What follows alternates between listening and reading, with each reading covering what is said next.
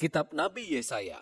Yesaya tinggal di Yerusalem pada paruh terakhir periode kerajaan Israel, dan dia mewakili Allah berbicara kepada para pemimpin Yerusalem dan Yehuda. Pertama-tama, dia berbicara tentang penghakiman Allah. Dia memperingatkan para pemimpin Israel yang jahat bahwa akan ada harga yang harus dibayar atas pemberontakan mereka terhadap perjanjian mereka dengan Allah. Bahwa Allah akan memakai kerajaan-kerajaan besar yaitu Asyur, setelah itu Babel, untuk menghakimi Yerusalem jika mereka tetap menyembah berhala dan menindas orang miskin. Namun pesan penghakiman ini dibarengi dengan pesan pengharapan. Yesaya sungguh percaya bahwa suatu hari nanti Allah akan menggenapi semua janjinya.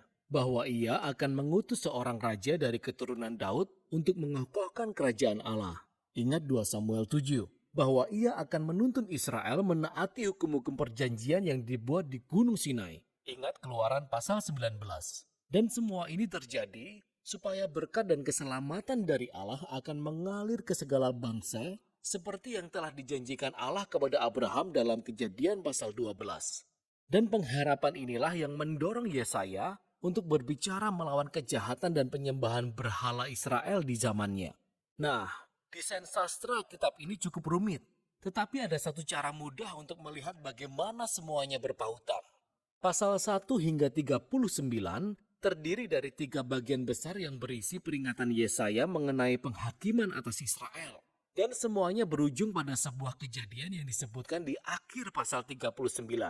Kejatuhan Yerusalem dan pembuangan ke Babel. Namun di pasal 1 hingga 39 juga terdapat pesan pengharapan bahwa setelah pembuangan, semua janji Allah akan digenapi.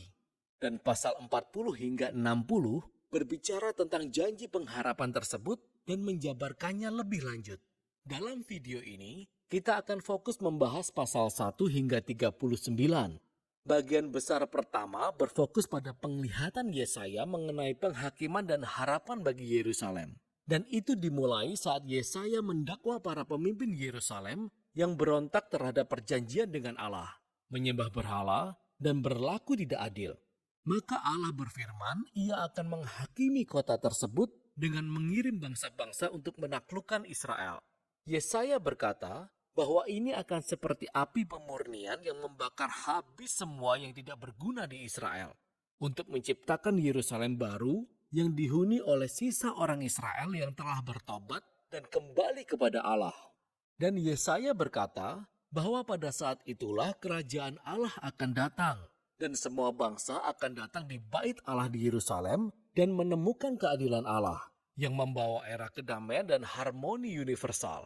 Nah, inilah alur cerita dasar Yerusalem lama, penghakiman yang memurnikan menuju Yerusalem baru, yang akan diulang-ulang di sepanjang kitab ini dengan penambahan detail-detail yang semakin banyak.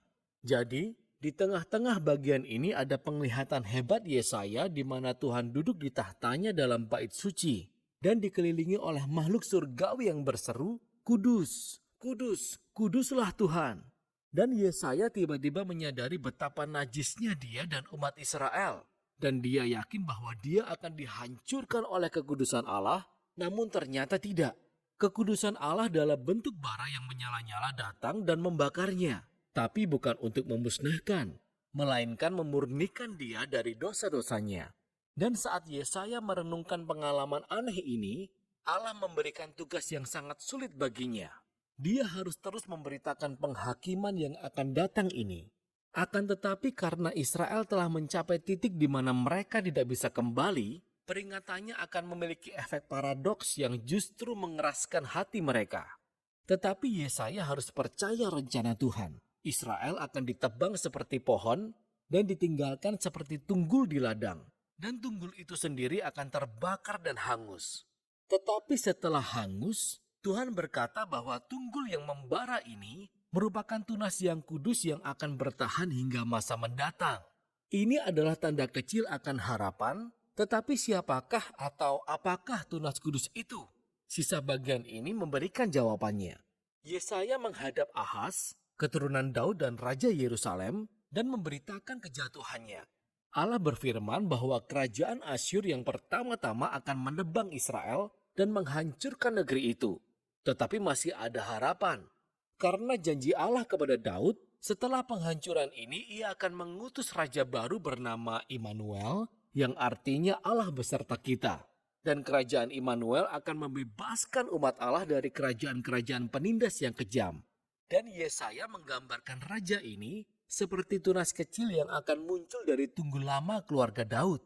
Raja ini adalah tunas kudus yang dimaksud dalam pasal 6. Dan ia akan diberi kuasa oleh Roh Allah untuk memerintah atas Yerusalem baru dan membawa keadilan bagi orang miskin, dan semua bangsa akan mencari Raja Mesianik ini memohon tuntunan. Kerajaannya akan mengubahkan semua ciptaan dan membawa damai. Nah, setelah membaca pasal 1-12, kita memperoleh pemahaman yang cukup baik mengenai pesan penghakiman dan pengharapan Yesaya. Tapi kapankah ini akan terjadi? Yesaya melihat kerajaan lainnya bangkit setelah Asyur, yakni Babel yang juga akan menyerang Yerusalem dan memang berhasil menghancurkannya. Dan ini membawa kita ke bagian selanjutnya kitab ini. Jadi pertama-tama, kita mendapati sekumpulan puisi yang berbicara panjang lebar tentang penghakiman dan harapan Allah bagi bangsa-bangsa. Pertama-tama, kita melihat kejatuhan Babel dan bangsa-bangsa tetangga Israel.